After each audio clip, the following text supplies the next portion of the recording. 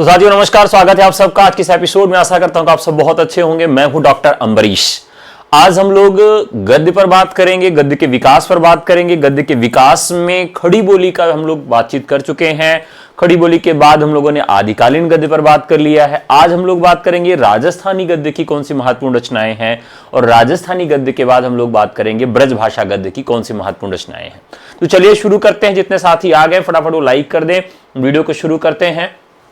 बाकी आप सबकी 10:10 पर क्लास होगी टीजीटी पीजीटी एकेडमी पर, जहां पर हम लोग केवीएस, एनवीएस, ईएमआरएस और यूपी एलटी ग्रेड की मेंस की कक्षाओं को देखेंगे, किस प्रकार से हमको लेखन करना है। तो चलिए शुरू करते हैं। जितने भी साथी आ गए हैं सबका स्वागत है। तो आज का सबसे पहला जो फैक्ट है उस पर हम लोग चलते हैं। चलिए एक बार आप सब बता दीजिए कि आवाज मिल रही है, वीडियो चल रहा है, सब कुछ ठीक है। चलिए सब कुछ ठीक है, शुरू करते हैं।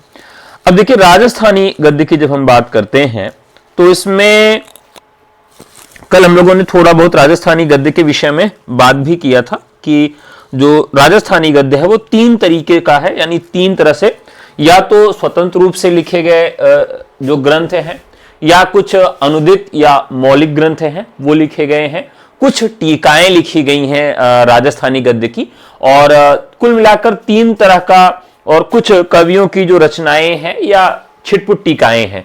तो 3 तरह का ग्रंथ जो है वो हमें प्राप्त होता है राजस्थानी में। ठीक है, अब राजस्थानी गद्य में अब इसमें जो प्रमुख रचनाएं आती हैं उनको हम लोग फटाफट देख लेते हैं कि कौन कौन सी महत्वपूर्ण है। 19वीं शताब्दी में नवजागरण के प्रभाव से परिवर्तित, 19वीं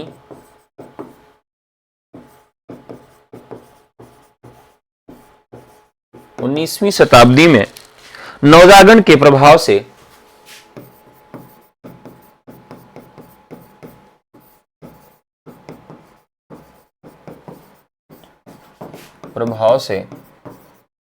परिवर्तित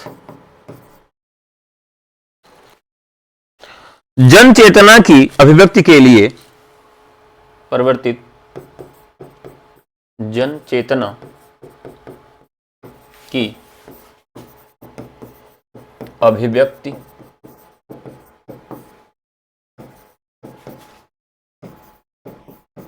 के लिए राजस्थानी गद्य उपयुक्त न हो सका।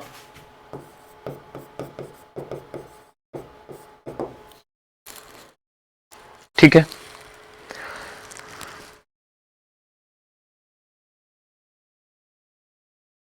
राजस्थानी गद्य को ना तो प्रेस का आश्रय मिला,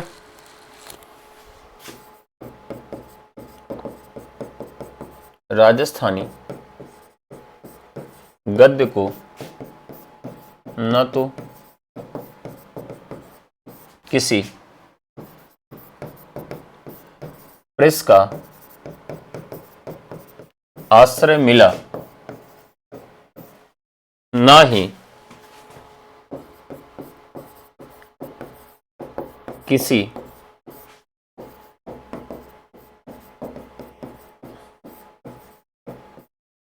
किसी राजसत्ता का।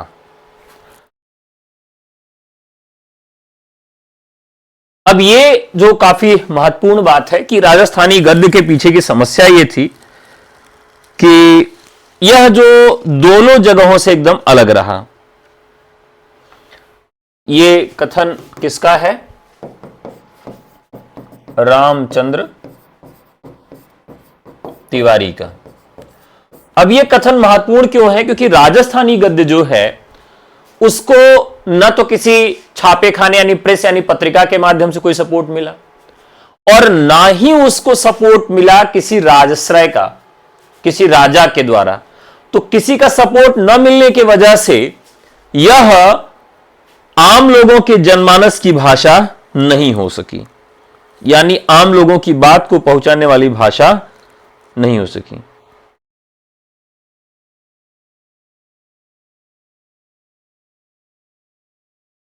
क्लियर है? आगे बढ़ते हैं। अब इसमें जो राजस्थानी गद्य है उसकी कौन सी रचनाएं मिलती हैं? तो वाग विलास याद रखिएगा, पृथ्वी चंद्र चरित,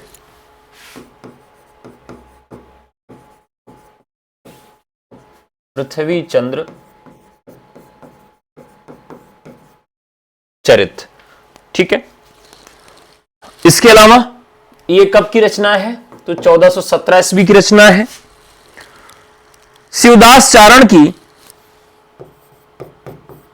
शिवदास चारण, अचलदास खींचीरी वचनिका, अचलदास खींचीरी वचनिका 1425, खिरिया जगह,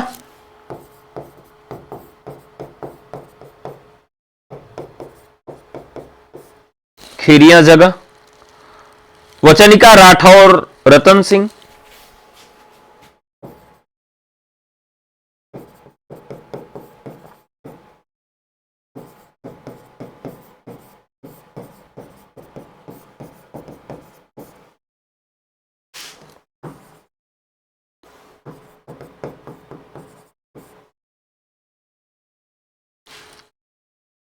ठीक है।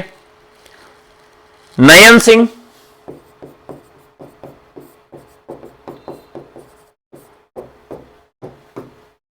ये रचना की वैसे डेट महत्वपूर्ण नहीं है, 1658। नयन सिंह का मुहड़ौत नैणसी, मुहड़ौत नैनसी री ख्यात, ये रचना है 1665 की।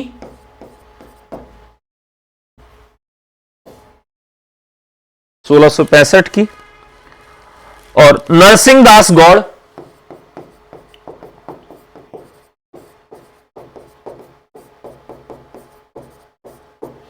नरसिंह दास गौड़ दवा दैत,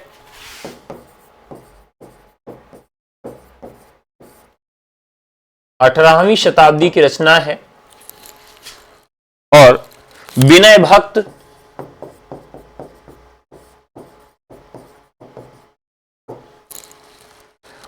जिनलाभ सूर्य दावादैत,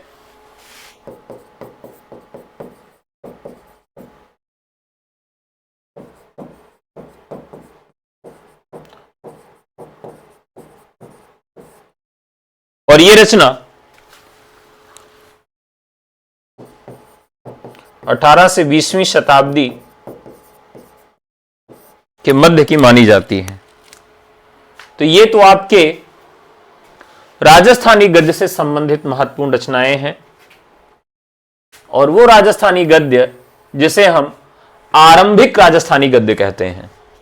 तो एक चीज इसमें हमें याद रखना है कि राजस्थानी गद्य का प्रसार विस्तार क्यों नहीं हो पाया, क्योंकि न तो इसे राजाश्रय मिला और ना ही किसी पत्र पत्रिका या प्रेस के माध्यम से इसको सहयोग मिला। ठीक है, यह इसके साथ सबसे बड़ी समस्या रही। अब इसी दौर में ब्रज भाषा गद्य की स्थिति भी आती है। किसकी आती है? ब्रज भाषा गद्य की।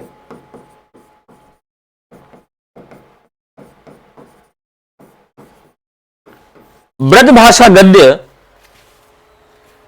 की क्या स्थिति आई?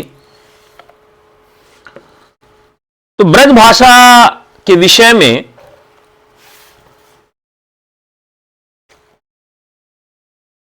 1343 तक ही उपलब्ध होता है। ब्रज भाषा गद्य का प्राचीनतम रूप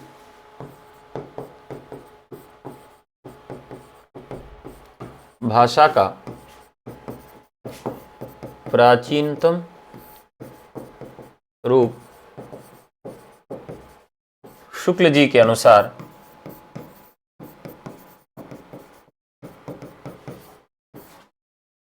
अनुसार 14वीं शताब्दी, या शताब्दी में लिख के यहां संवत लिख लीजिए शुक्ल जी, क्योंकि सारी तिथियां जो है संवत में रखते हैं। संवत यानी इसको अगर ईस्वी में बनाएंगे तो 1343 तक ही उपलब्ध होता है।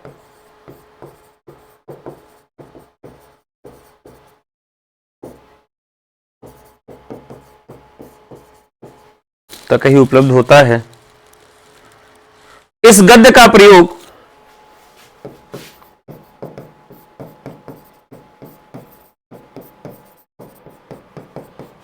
गोरखपंथियों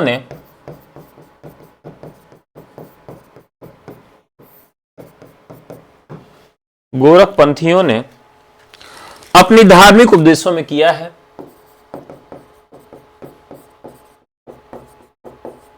धार्मिक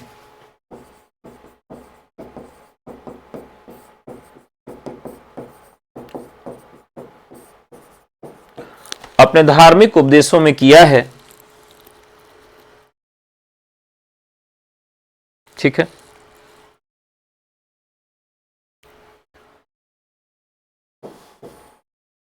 आगे भी लिखते हैं। आगे चलकर 17वीं शताब्दी के उत्तरार्ध में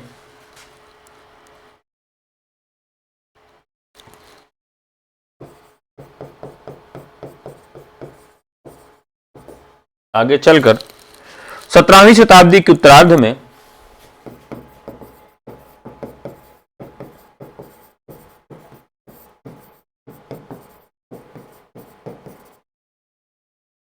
उत्तरार्ध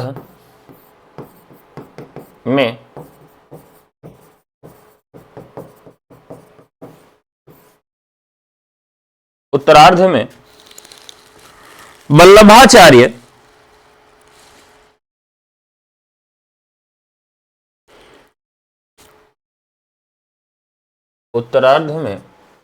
वल्लभाचार्य के पुत्र गोसाई विट्ठलनाथ कृत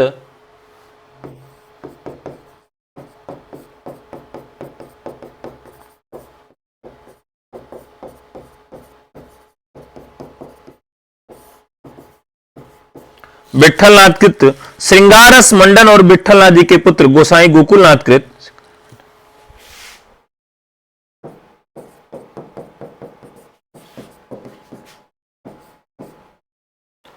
श्रृंगारस मंडन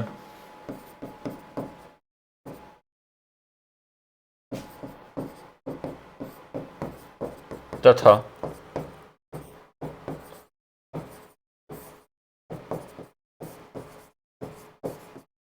गोकुलनाथ कृत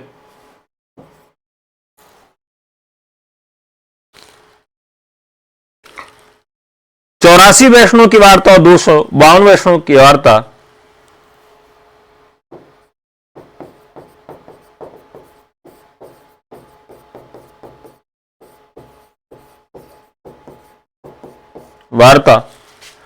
और 252 वैष्णव की वार्ता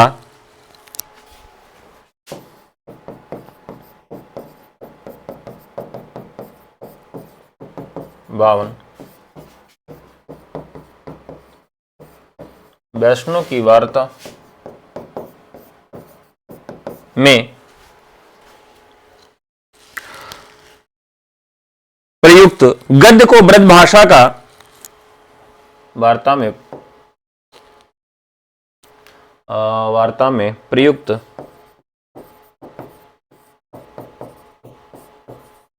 गद्य को ब्रजभाषा गद्य का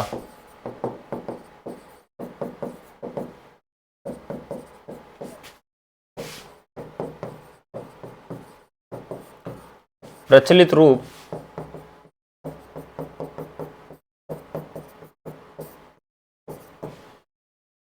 रूप माना गया है।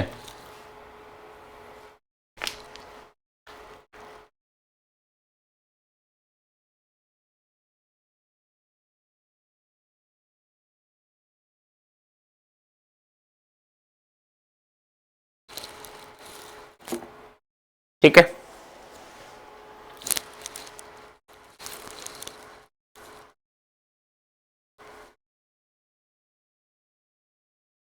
अब ब्रजभाषा 18वीं शताब्दी के उत्तरार्ध में गद्य की 3 अखंड परंपराएं चलती हैं।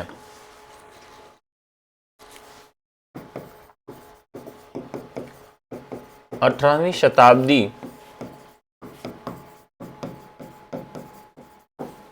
उत्तरार्ध में ब्रजभाषा गद्य की 3 अखंड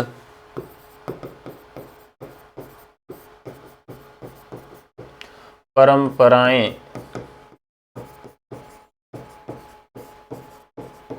चलती हैं। मौलिक और अनुदित ग्रंथों की परंपरा,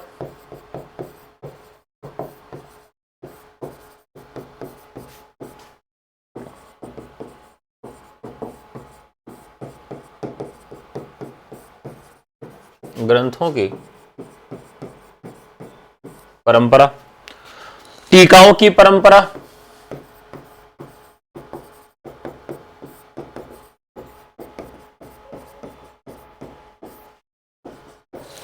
और काव्य संग्रहों के बीच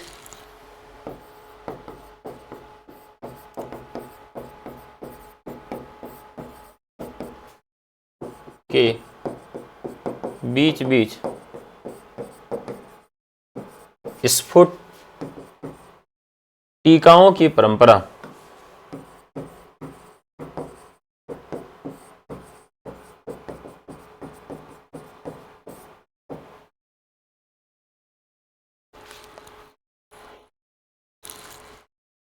ठीक है,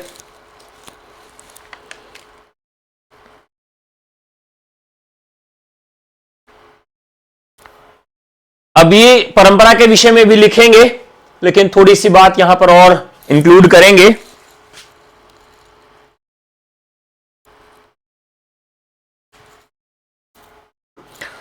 ब्रजभाषा गद्य भी जीवन की नवीन आवश्यकताओं के अनुरूप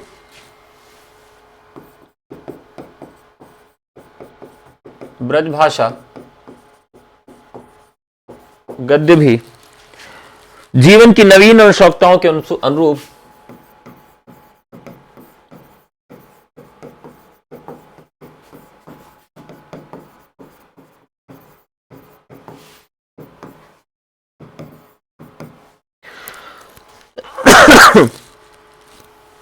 के अनुरूप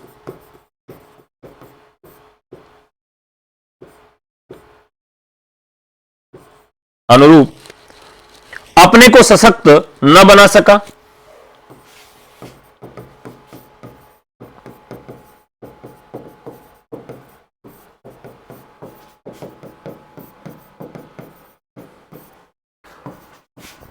वहीं अंग्रेजों के द्वारा भी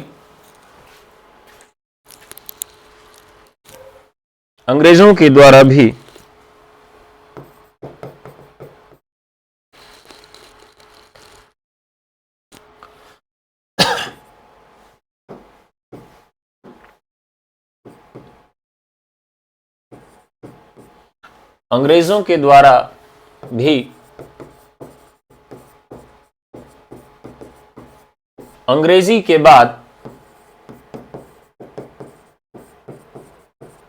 खड़ी बोली को प्राथमिकता दी गई। अब देखिए, राजस्थानी गद्य आगे क्यों नहीं बढ़ पाया? क्योंकि उसके पीछे कारण था कि कोई राजा ने उसका साथ नहीं दिया और दूसरी तरफ किसी पत्र पत्रिका ने नहीं साथ दिया।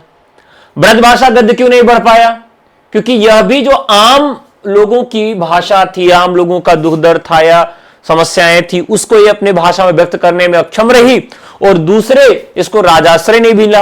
अंग्रेजी के बाद सेकंड लैंग्वेज अंग्रेजों के द्वारा भी खड़ी बोली हिंदी का प्रयोग शुरू हो गया था, इस वजह से भी।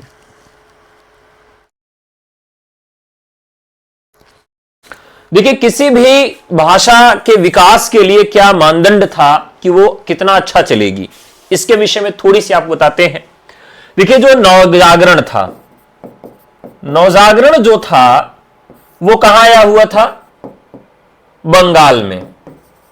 तो बंगाल में एक तो नौजागरण था, और नौजागरण से उस राज्य की दूरी या उसका संपर्क, अगर ये दोनों नहीं हो पा रहा है, फिर उसको राजाश्रय नहीं मिला, और फिर उसको पत्र पत्रिकाओं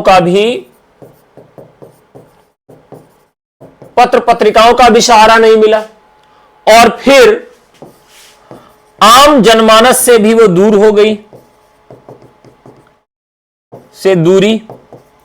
अगर ये सारी बातें हो गई तो कोई भी जो भाषा है खड़ी बोली की, उसका जो प्रसार है वह ज्यादा दिन तक नहीं रहेगा, एक समय के बाद वो अपने आप समाप्त हो जाएगी। यही कारण था कि जो गद्य का स्वरूप खड़ी बोली गद्य से पहले निकला, उसका समापन हो गया। राजस्थानी गद्य भी इसी तरह से समाप्त हो गया, ब्रजभाषा गद्य भी इसी तरीके से समाप्त हो गया। तो अगर आपसे पूछा जाए कि भाई ब्रजभाषा गद्य के उत्थान और पतन की कहानी बताइए, या आपसे पूछा जाए राजस्थानी गद्य के उत्थान और पतन की कहानी बताइए, तो दोनों चीजें आप बहुत अच्छे से बता सकें कि भाई क्या ऐसे कारण थे जिसका उत्थान हुआ और क्या ऐसे कारण थे जो पतन हुआ। तो उत्थान का तो कोई कारण ही नहीं था, केवल पतन का ही कारण है कि इनका विकास बहुत दिनों तक जो चला वो एकाएक समाप्त हो गया, और इनकी जगह पर खड़ी बोली ने अपना परचम लहरा दिया। समझ में आ गया आप सबको? कोई डाउट तो नहीं है समझने में? अगर हो तो कमेंट करके बता सकते हैं। चलिए अब चलते हैं, कुछ फैक्ट हैं और कुछ रचनाएं हैं जो कि ब्रजभाषा गद्य की हैं, उसको लिख लेते हैं।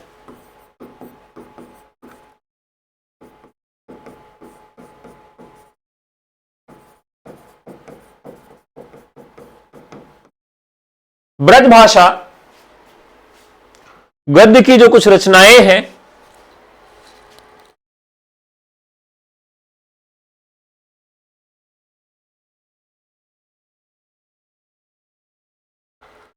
शुरू किया जाए।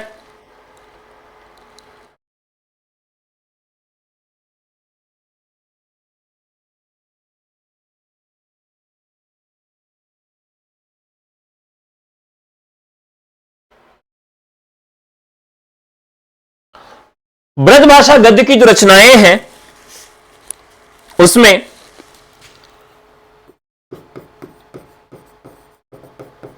गोरखनाथ की,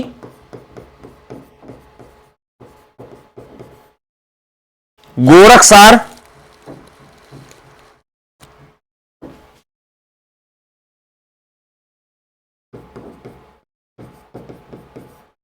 गोरखनाथ सार,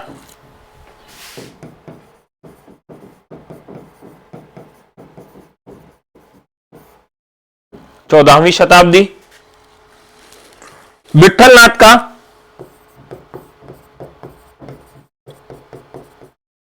श्रृंगार रस मंडन,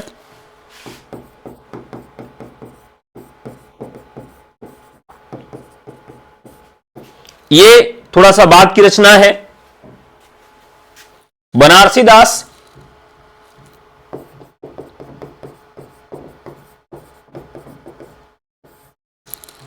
बनारसी विलास,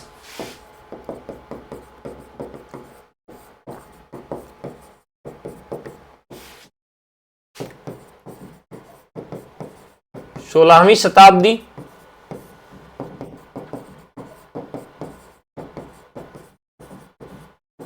सत्रहवीं शताब्दी, गोकुलनाथ,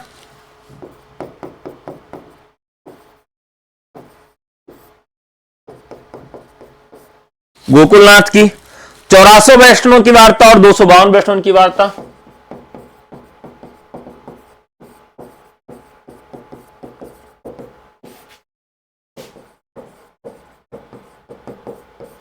और 252 वैष्णव की वार्ता, ये दोनों रचनाएं जो हैं वो लगभग 1660 संबत की हैं, 1660 संबत की हैं। बैकुंठ मणि शुक्ल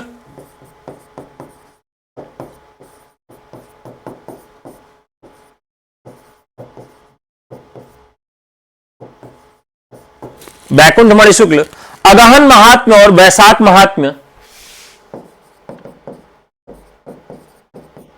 अगहन महात्म्य और बैसाख महात्म्य 1680। बैकुंठ मणि शुक्ल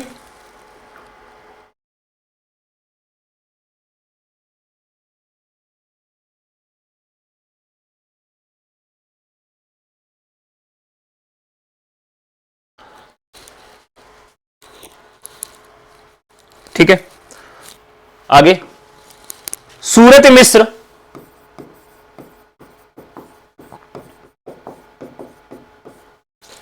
बैताल पचीसी,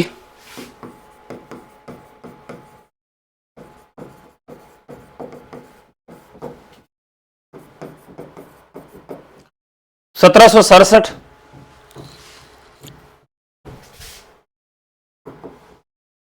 बैताल पचीसी। लाल हीरा लाल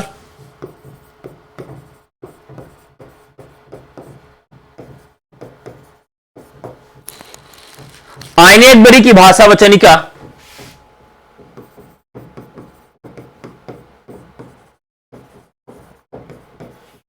अकबरी की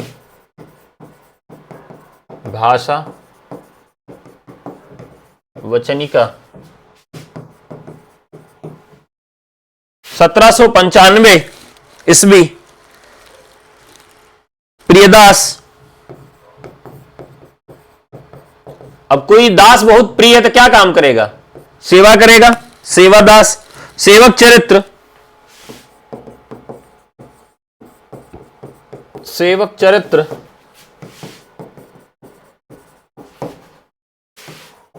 1799 ईस्वी। नाभादास, नाभादास अष्टायाम ललित किशोरी ललित मोहिनी,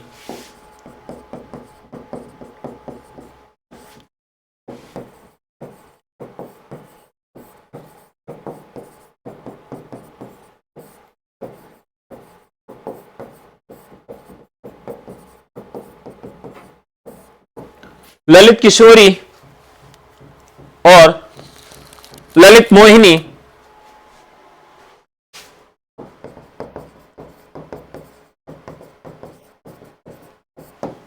17वीं शताब्दी। गोविंदास ब्राह्मण,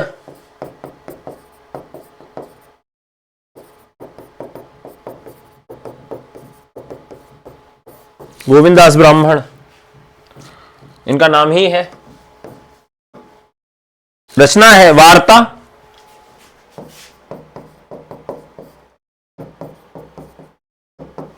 सत्रहवीं शताब्दी।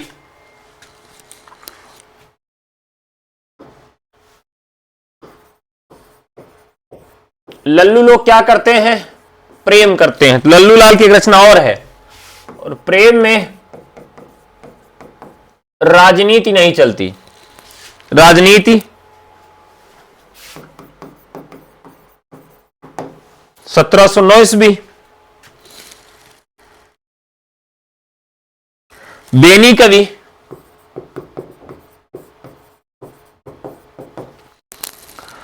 टिकैत राय प्रकाश,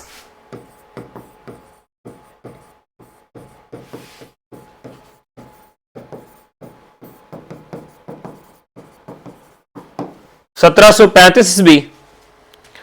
ब्रजभूषण,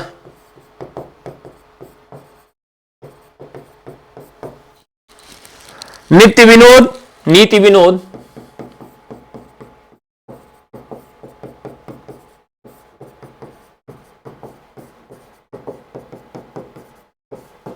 नित्य विनोद, नीति विनोद 17वीं शताब्दी।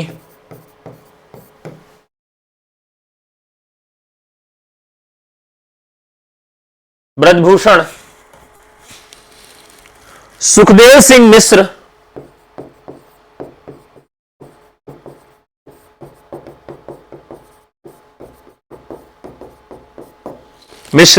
पिंगल ग्रंथ,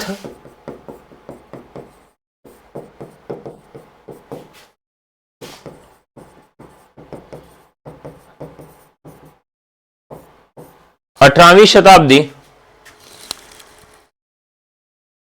लल्लूलाल,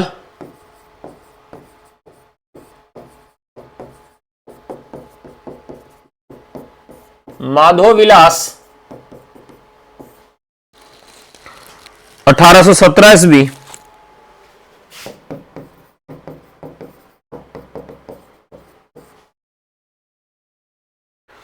श्री द्वारिकेश भावना,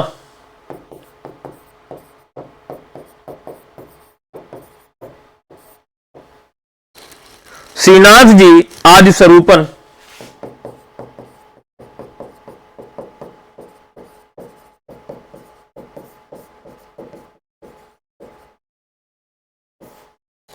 और श्री भावना, भाव भावना,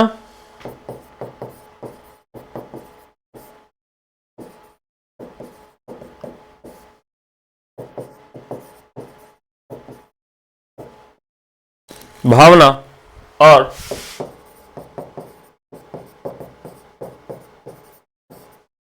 भाव संग्रह, यह 19वीं शताब्दी का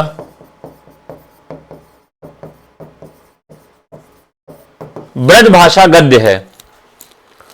तो ब्रजभाषा गद्य की पूरी स्थिति को हमने समझा।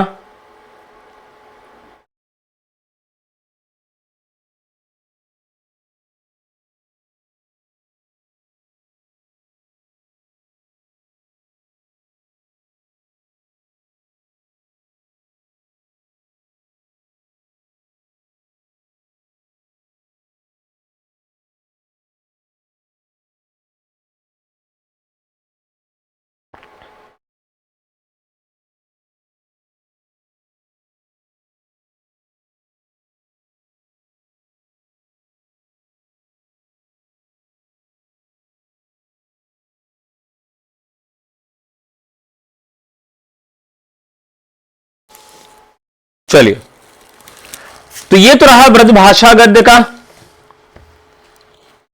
अब बात करेंगे जो और एक प्रकार का गद्य रहा, दक्षिणी का खड़ी बोली गद्य।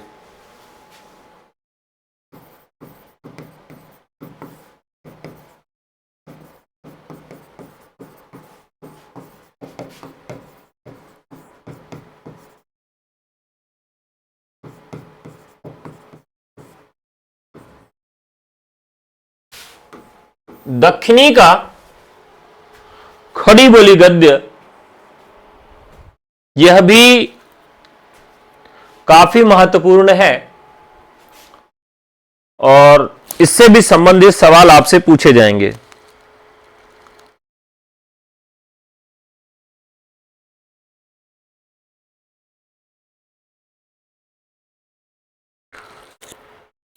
अब यहां देखिए कि दक्षिण भारत में हिंदी कैसे पहुंची। तो दक्षिण भारत के लोग वैसे भी पहले से ही हिंदी या खड़ी बोली हिंदी से परिचित थे, लेकिन कुछ ऐसे भी राजवंश हैं जो दिल्ली से होकर वहां गए, जैसे चालुक्य और यादव।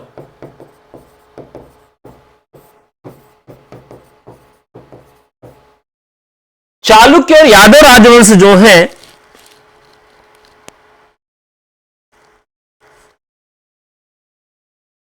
ये जब अपने सल्तनत की स्थापना करते हैं, ये दोनों कहां से थे? उत्तर भारत से थे।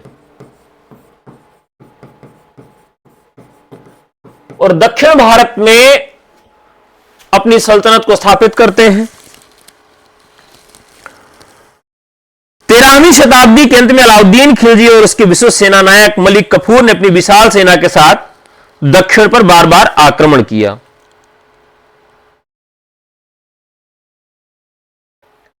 अब इन सब का जब राज था दक्षिण भारत में, तो अलाउद्दीन खिलजी, नाम जरूर याद रखिएगा, अलाउद्दीन खिलजी और मलिक कफूर। पद्मावती फिल्म अगर आप लोगों ने देखी हो तो काफी कुछ चीजें यहीं से हमारी क्लियर हो जाएंगी। उसमें एक गाना था, बिनते दिल मिसरियां, बिनते दिल मिसरियां। गाना का मतलब भले नहीं समझ में आया, लेकिन उसकी म्यूजिक बहुत अच्छी थी। हिंदी में भी आगे है, जैसे अभी धुरंधर का एक गाना है, उसका मतलब कोई नहीं जानता, शब्द कोई नहीं जानता, लेकिन बहुत चल रहा है। वैसे जब ये गाना आया था तो बिनते दिल मिसरियां, ये गाना बहुत हिट हुआ था। और ये जो अलाउद्दीन था, ऐसा कहा जाता है कि ये मतलब गे था, और गे और मलिक कफूर को पसंद करता था। मलिक कफूर भी गे था, और दोनों ने क्या किया कि बहुत जगहों पर साठगांठ से आक्रमण भी किए। तो दक्षिण भारत में ये लगातार आक्रमण करते थे। तो अब उस समय केंद्रीय सत्ता कहां थी? दिल्ली में थी। अब दिल्ली के लोग, दिल्ली के जो सेनाएं हैं, वो कहां जा रही? दक्षिण भारत में जा रही हैं। अब ये जो उत्तर भारत की सेना है वो दक्षिण भारत में जाएगी, तो वहां रहेगी, खाना खाएगी, कुछ दिन तक संबंध भी बहुत सारे लोगों से बन जाएंगे, विवाह भी हो जाएगा। यानी सांस्कृतिक साठगांठ भी उत्तर भारत से दक्षिण भारत में होने लगी, क्योंकि यहां की सेना, यहां की केंद्रीय सत्ता दक्षिण भारत की ओर जाने लगी। और दक्षिण भारत की ओर जाते जाते एक समय ऐसा आ गया कि वहां की जो सत्ता थी उसको परास्त करके उत्तर भारत के ही उस समय जो सल्तनत थी वो दक्षिण भारत में भी क्या होती है? पूर्ण रूप से स्थापित हो जाती है। अब दक्षिण भारत में जब यह सल्तनत स्थापित हो जाती है तो क्या होता है? यहां की भाषा, यहां की संस्कृति, वह भी दक्षिण भारत में पहुंच जाती है। तो इस वजह से भी हम देख सकते हैं। आगे लिखते हैं, उत्तर भारत में खड़ी बोली गद्य के विकास के पूर्व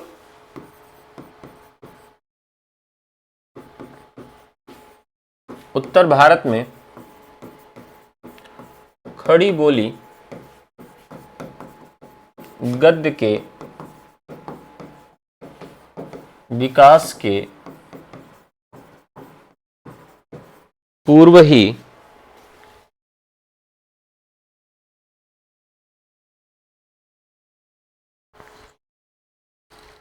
क्या हो गया था? उसके बहुत पहले ही इसका गद्य साहित्य विकसित हो चुका था।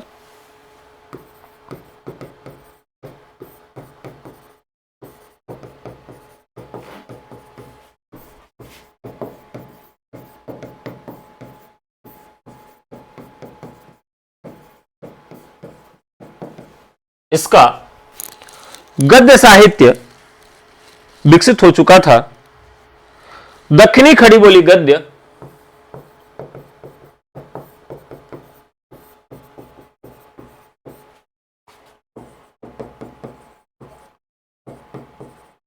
को 3 भागों में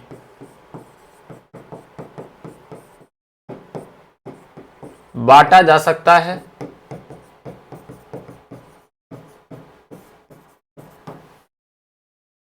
कौन कौन सा? प्रारंभिक काल,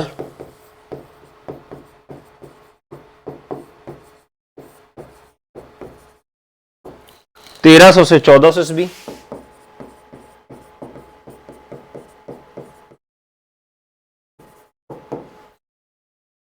मध्यकाल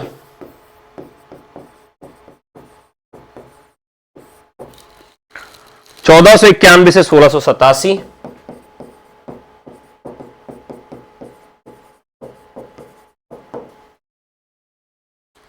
उत्तरकाल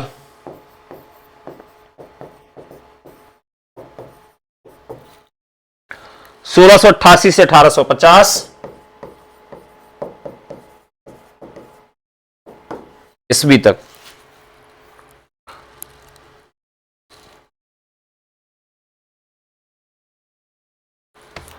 अब हम तीनों चरणों में ये देखेंगे कि प्रमुख कवि हमारे कौन थे या प्रमुख रचनाकार कौन थे, और उसके बाद फिर दक्षिणी बोली गद्य की प्रमुख रचनाओं पर चलेंगे। तो प्रारंभिक काल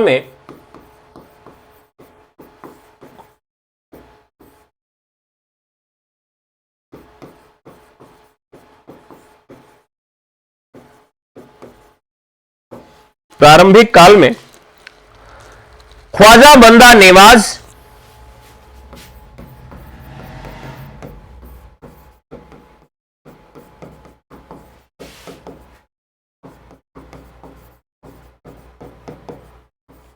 गेसूद राज 1318 से 1422,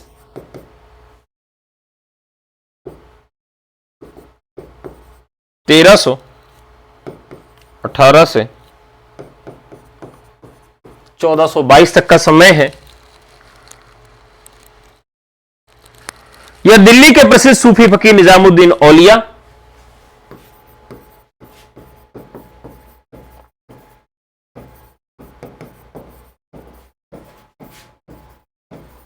फकीर निजामुद्दीन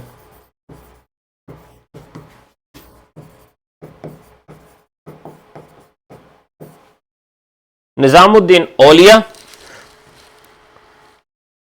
के खलीफा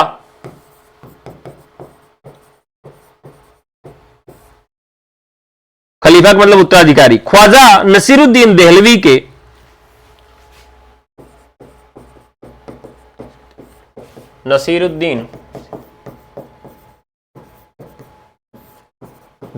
के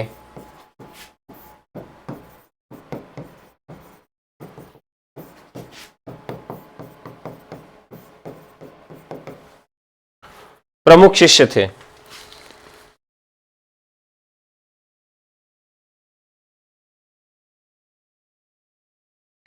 मिराजुल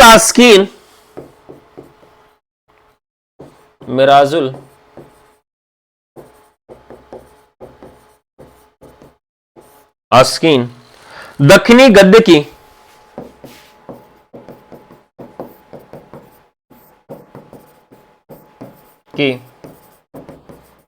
इनकी पुस्तक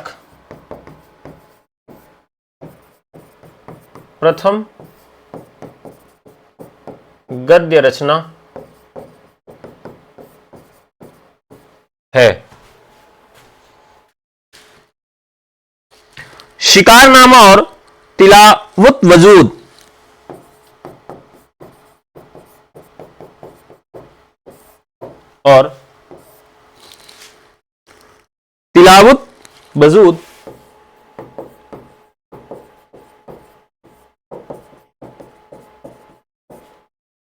दो अन्य रचनाएं भी हैं। दो अन्य रचनाएं भी हैं। क्लियर है?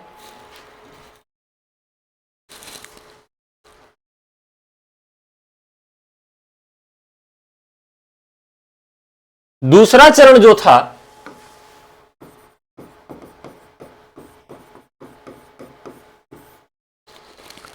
मुल्ला वजही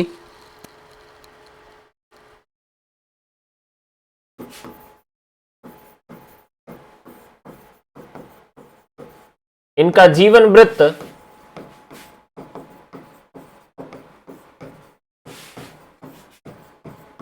पूरी तरह ज्ञात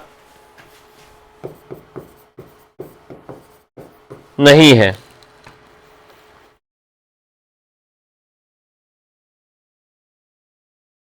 यह मोहम्मद कुली कुतुब शाह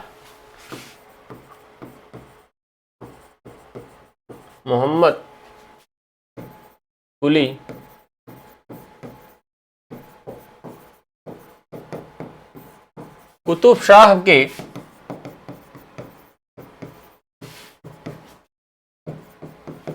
समकालीन थे, जिनका समय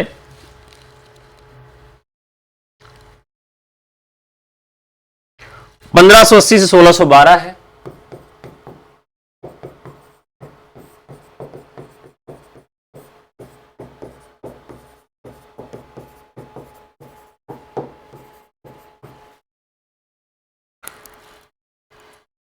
इनके द्वारा लिखी गई प्रेम कथा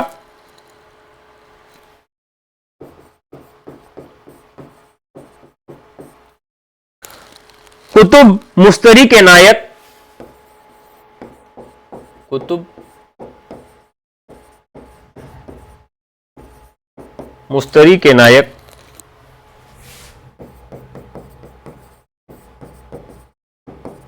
स्वयं मुल्ला वजही हैं।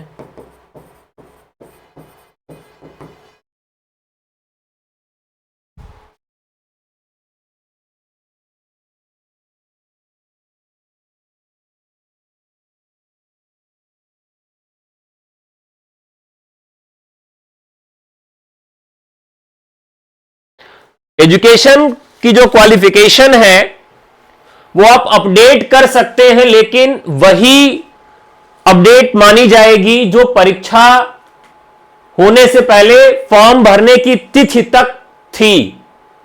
फॉर्म भरने की तिथि के बाद अगर आपने कोई क्वालिफिकेशन अर्जित किया तो नहीं माना जाएगा। फॉर्म भरने की अंतिम तिथि तक अगर आपने कोई क्वालिफिकेशन अर्जित कर लिया है, कोई रिजल्ट आ गया है आपका, उसको अपडेट आप करना चाहते हैं तो उसे अपडेट कर सकते हैं। ठीक है,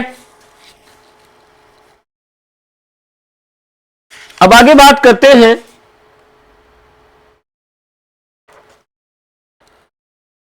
कुलियाते कुली कुतुब शाह। कुलियाते कुली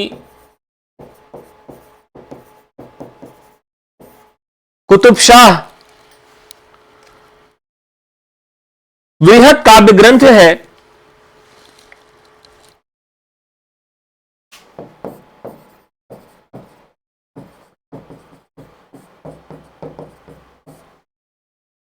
और सबरस 1635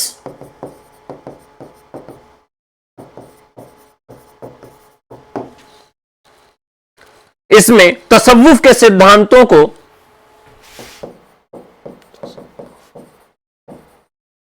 के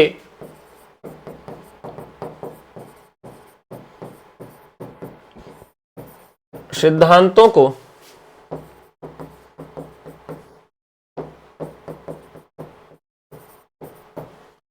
बताया गया है।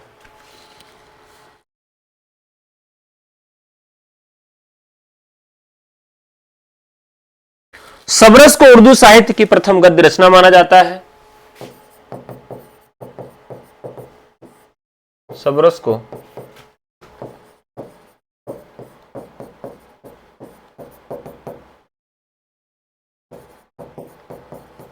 उर्दू गद्य साहित्य की प्रथम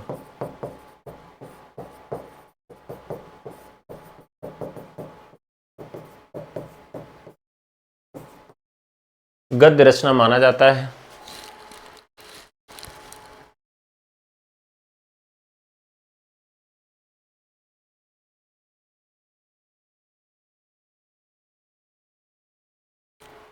अब इसके बाद तीसरी चरण आता है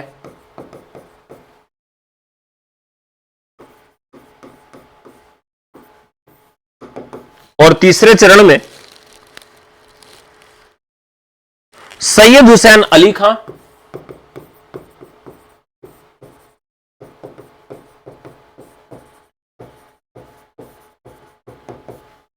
अली खां 1838 में चार दरवेश,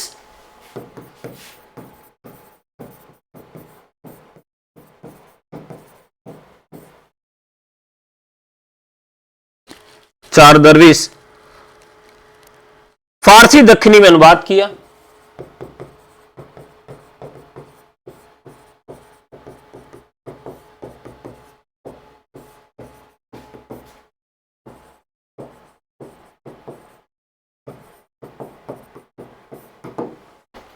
फारसी दक्षिणी में अनुवाद किया।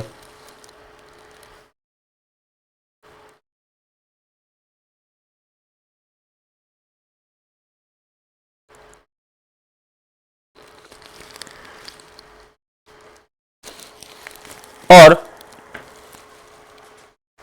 औरंगजेब द्वारा जब दक्षिण विजय हुई और उत्तर भारत में विकसित उर्दू दक्षिण भारत में विकसित दक्षिणी पर छा गई, तो धीरे धीरे दक्षिणी की विशेषताएं समाप्त होने लगी। तो अब यहां पर हम बात करेंगे कि और कौन सी महत्वपूर्ण रचनाएं हैं जो दक्षिणी गद्य के अंतर्गत आती हैं। ये तो महत्वपूर्ण रचनाएं हैं।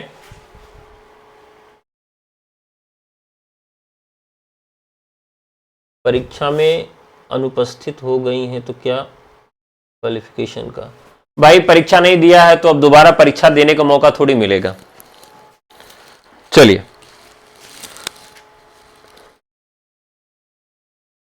गेसूदराज,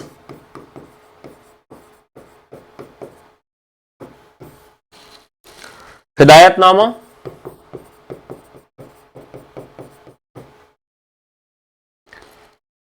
रिसाला सहवारा,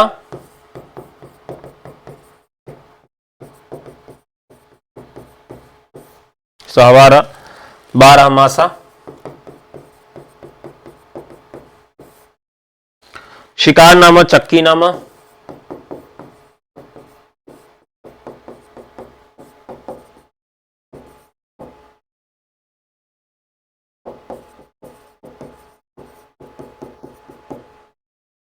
चक्कीनामा, मेराजनामा,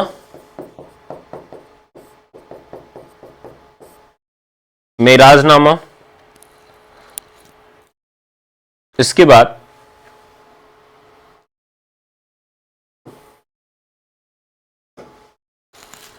शाह मीराजी,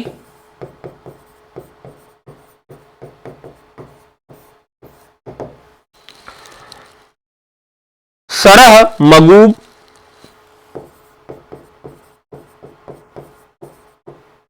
सरह मगूब, उल मलूब।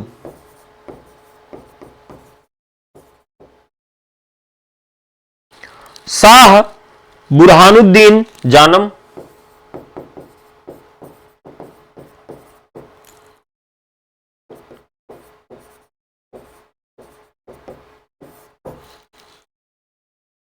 इरशादनामा,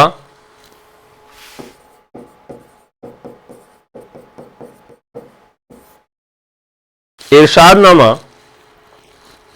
मार्फत तुलक लूब, मार्फत तुलक लूब, हस्तम सयाल,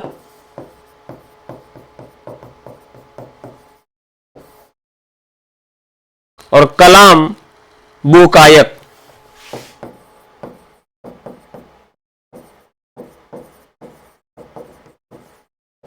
ये दक्षिणी गद्य की रचनाएं हैं। इसके बाद अमीनुद्दीन आला,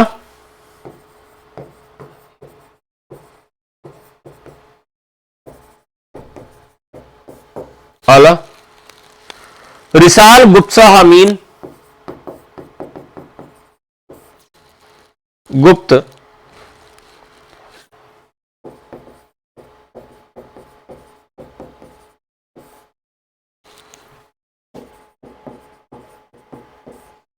अमीन, और गंग मरफी,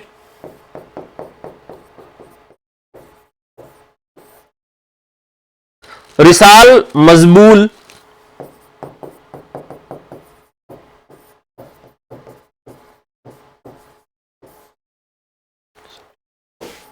शालकीन। इसके बाद ये इतनी रचनाएं हैं जो हमारे दक्षिणी भारत में जो दक्षिणी हिंदी गद्य था उसमें मिलती हैं। 3 चरण में जो रचनाएं लिखाई थी वो ज्यादा महत्वपूर्ण थी, बाद में भी जो रचनाएं लिखी हैं वो पढ़ने के लिए है कि आप इसको एक बार पढ़ लेंगे और आप जानते रहेंगे। ठीक है, अब इसी में मैथिली गद्य भी आ जाता है।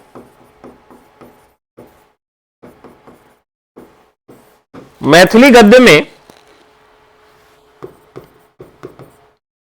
ज्योतिरीश्वर ठाकुर की वर्ण रत्नाकर,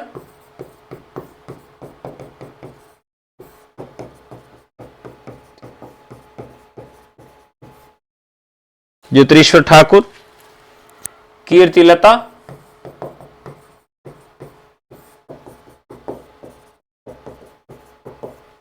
विद्यापति और कालिया दमन राम विजय,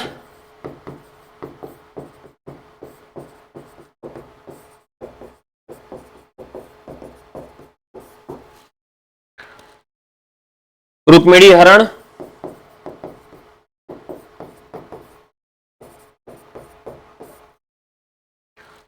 परिजात हरण,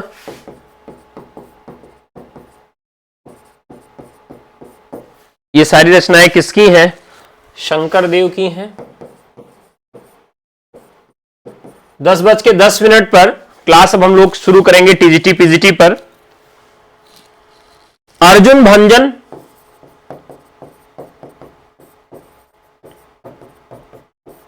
और रास झूमर,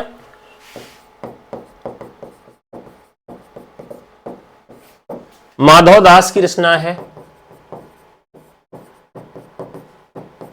तो साथियों ये क्लास यहीं तक। अब टीजीटी पीजीटी एकेडमी पर एलटी ग्रेड, जीआईसी प्रवक्ता, केवीएस, एनवीएस और ईएमआरएस मेंस के सवाल कैसे लिखने, उनके जवाब कैसे लिखने हैं, तो उसकी क्लास होगी। तो चलिए वहां शुरू करते हैं। इसके अलावा अगर आप हमारे यहाँ प्री और मेंस से संबंधित किसी भी कोर्स से जुड़ना चाहते हैं तो सभी कोर्सेज में भारी छूट दी गई है नए वर्ष के उपलक्ष्य में, और ये साल की अंतिम छूट है।